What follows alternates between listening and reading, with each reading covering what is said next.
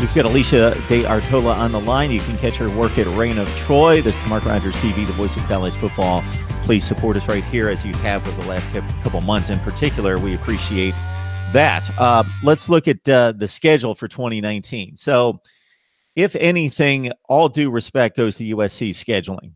I always talk about this in regards to a number of Power 5 teams across the nation trying to protect their record, their postseason play. If USC, regardless of all their struggles last year, if they schedule lighter, they make it to a bowl game. Other schools do that. They never do. They never back away. Of course, they've got the Notre Dame game, as always, this year in South Bend. The other two games, typically anybody across the country, and if you go to the SEC in particular, scheduling 4 non-conference games, and 3 of them typically light for most of them, at least 2, you get a couple wins, but they have no automatic wins on this schedule. So I'm always looking at non-conference games, and then, of course, with the division set up, you play everyone on your side, and then I look to see who you play or miss on the other side. And, of course, Pac-12 football has one of the purest schedules outside the Big 12 than any of the Power 5s, because there's only 12 teams, and they play 9 conference games, so they only miss 2 games, which I think is a good thing. So if we look at the non-conference games first, Alicia, Notre Dame, Fresno State, who, of course, won the Mountain West and defeated UCLA and Arizona State this past season, and a game on the road against BYU that always loads up against the Pac-12 in regards to scheduling. So aside from Notre Dame, those aren't monster matchups, but they're challenges for a program that's kind of in transition right now. Absolutely. They're games that I think would be a potential slip up, even if USC was coming off of a better season, particularly Fresno State being, Fresno State in some years, it could be a lot easier than going into the past 2 seasons. Actually, USC, not the last 2 times that USC has played Fresno State, they've been coming off of really, really excellent seasons. So it's funny the way that works out. But the schedule is really interesting in the sense that, like you said, they're not, these aren't world beaters. These aren't instant losses for USC, but it feels like USC's particularly opening schedule, because that's where the out of conference is coming from. Like, USC could go 0-3 in the non-conference, and that is a very, very weird feeling to be in. And that's much more of a reflection of where USC stands right now than necessarily the makeup of that out of conference schedule. If USC comes into this season and plays up to the level of its talent, then USC should be heavily favored against Fresno State, heavily favored against BYU, and then obviously the Notre Dame game, you flip a coin there, regardless of what the form of either of those teams are. But when you're looking at it now, having to go on the road to BYU, USC has been notoriously poor on the road over the last couple of years. Under Clay Helton, the road has not treated USC well. They haven't traveled well. And so suddenly a BYU team that in other years you'd look at it and say, yeah, it's a little tough, but USC still is going to out-talent them at practically every position. It suddenly looks like, well, I don't know, when you put USC on the road, they don't always play up to their level, and they often get caught, stumbling through. And then the big one, Fresno State at the Coliseum to start the season, that's going to be the thing that sets the tone for everything. If USC struggles in that game, and they've struggled, they didn't lose games to Western Michigan 2 years ago. They didn't lose that game, but they weren't convincing in that game, and they haven't been convincing in that opening sort of group of 5 contest that they tend to have every year. And if USC, coming off of the 5-7 season, is less than convincing against this Fresno State team, with Jeff Tedford doing a hell of a job with that team, and lose at the Coliseum to start the year, then get your pitchforks ready, because USC fans are not going to be very excited when Stanford comes to the Coliseum the next week. Yeah, it's difficult to play at BYU, regardless of how good they were, which 2 years ago they were awful with 3 wins. They bounced back to a certain extent last year and finished out at 7-6, played Utah extremely close. So if you go into that game at 0-2, because the Stanford game is, as it typically is, that first Pac-12 game, And again, Fresno State's no joke. They beat two teams in your division last year. And yeah, it's a difficult run, and there are no gimmies on the schedules. They're typically, again, if you scan the schedules as I do, and I rank them all in the Power Five each and every season, every school across the country, meaning 99% of them, schedule absolute locks, gimmies from the FCS or the low-level group of five.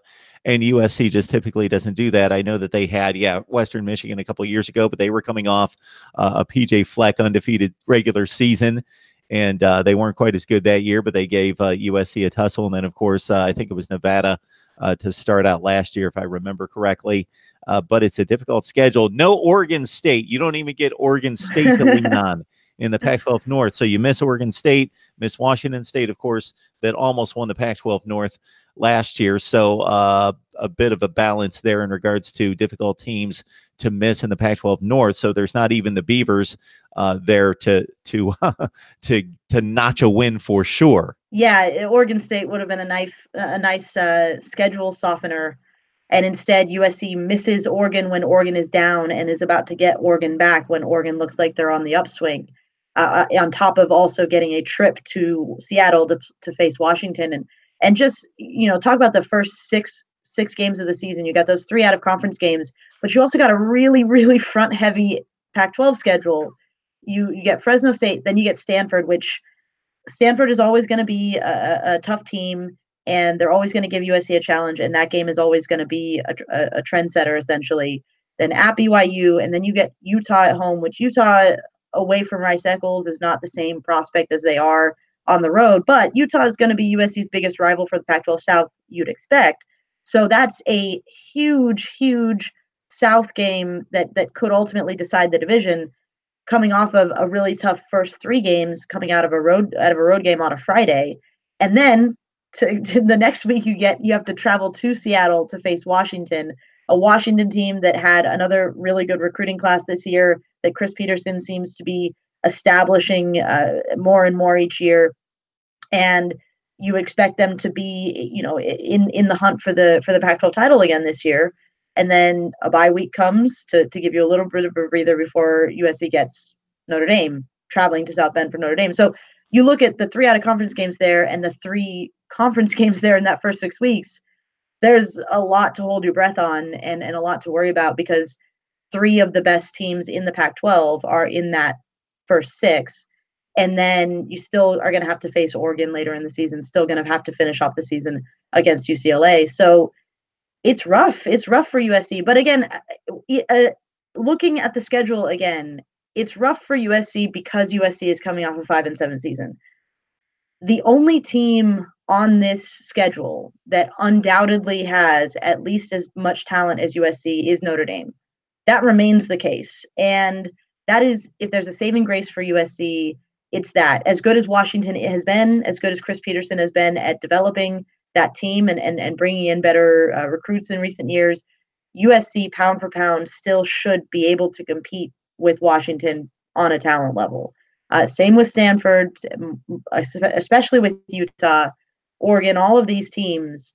If USC has their stuff in order, then this is a very difficult schedule, but still one that it's not impossible to imagine USC being favored in many of these games if they get off on a strong foot. It's just that if USC starts slipping early, it's not inconceivable for an 0-6 start.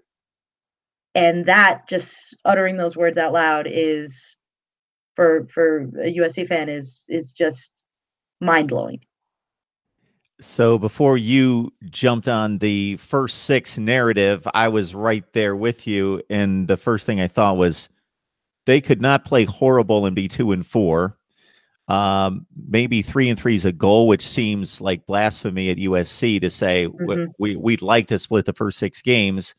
And that would most likely mean, I guess, mean 2-1 in the Pac-12 and 1-2 losing to Notre Dame, or the other way around in some combination. I won't try to break it down, but I typically in projecting records group games and not say they're definitely going to win that one, they're definitely going to lose that. I think you can group them together and be more accurate.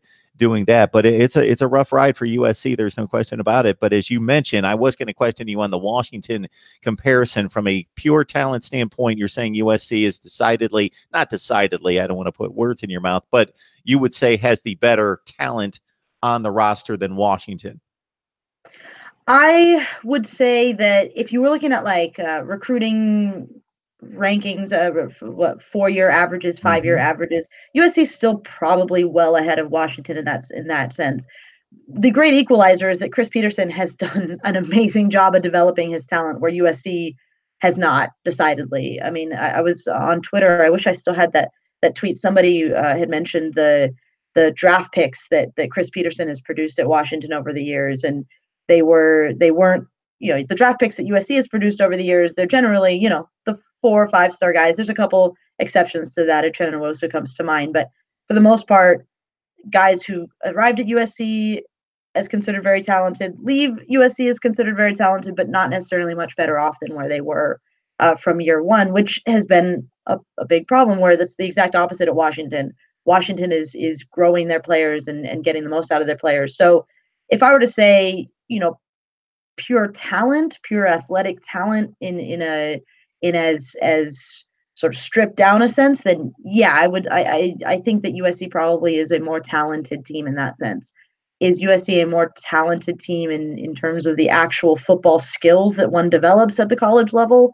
Well, Washington, just look at their record over the past few years. I think they've performed better than USC, and you have to give Chris Peterson credit for that. But I will say that the interesting thing to note is the last time USC went up to Seattle, 2016, USC's defensive front had their way with Washington, and that was the difference in that game, aside from Sam Darnold throwing some really incredible passes.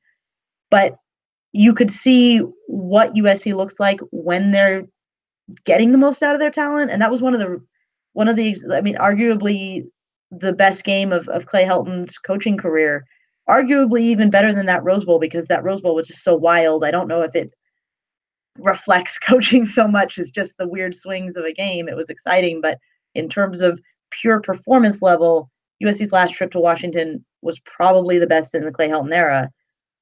So you sort of see where USC could be if they're at that level again.